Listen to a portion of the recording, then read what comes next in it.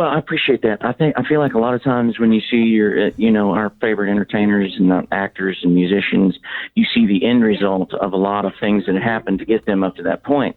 So I kind of wanted to unpack all of that stuff in my own life, and in the hopes of maybe encouraging somebody who's going through some of the same things and don't know if they'll ever make it through, can't find a way to persevere through it. And so, I hope that somebody gets some encouragement from it.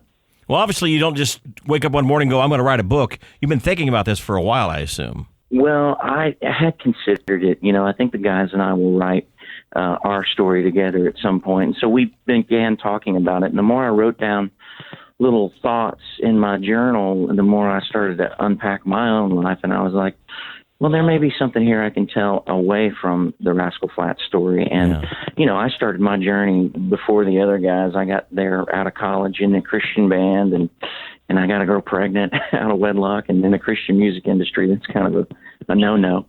I kind of wrecked that career, and I thought that was the end. I considered moving back to Ohio and kind of giving up on the music dream. And lo and behold, Gary found his way to me down in Nashville, and here we are 20 years later. But you can't see those things in the moment. You don't know what the future holds. So that's right. At the time, it was pretty devastating, and I had a rough few years there. And you haven't spoken about that before in the past, have you? Publicly?